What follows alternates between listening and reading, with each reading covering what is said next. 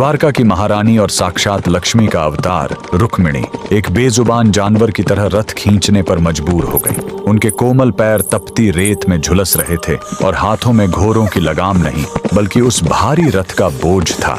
लेकिन सबसे हैरान करने वाली बात तो ये थी कि उनके सामने स्वयं भगवान श्री कृष्ण खड़े थे। फिर भी वे अपनी अर्धांगिनी को इस हाल में क्यों देख रहे थे?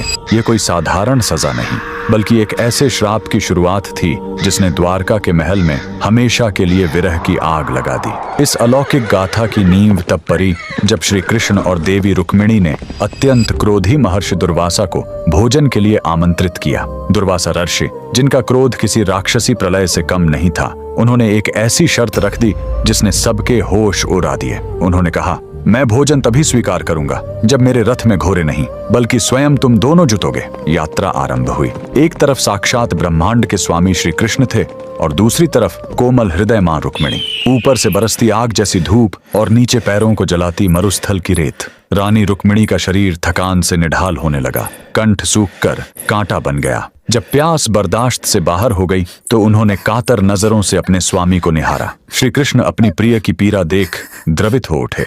उन्होंने बिना क्षण गंवाए अपने अंगूठे से धरती पर प्रहार किया और वहीं से गंगा की निर्मल धारा फूट पड़ी। रुक्मिणी ने व्याकुलता में वह जल पी लिया। उनकी प्यास तो बुझ गई, लेकिन वे यह भूल गईं कि उनके साथ एक ऐसे आर्षे हैं जिन्हें अनुशासन से बढ़कर कुछ प्रिय नहीं। महर्षि दुर्वासा का चेहरा क्रोध से तमतमा उठा। उन्होंने गर्जना की, रुक्मिणी, तुमने अतिथि को जल पूछे बिना स्वयं जल ग्रहण करने का दुस्साहस किया। जिस प्यास ने तुम्हें मर्यादा भुला दी, वही प्यास अब तुम्हारे विरह का कारण बनेगी। उन्होंने श्राप दिया कि जिस द्वारका में श्री कृष्ण बसेंगे, रुक्मिणी वहां कभी नहीं रह पाएंगी और उसी क्षण से प्रेम की वो अटूट जोड़ी हमेशा के लिए अलग हो गई।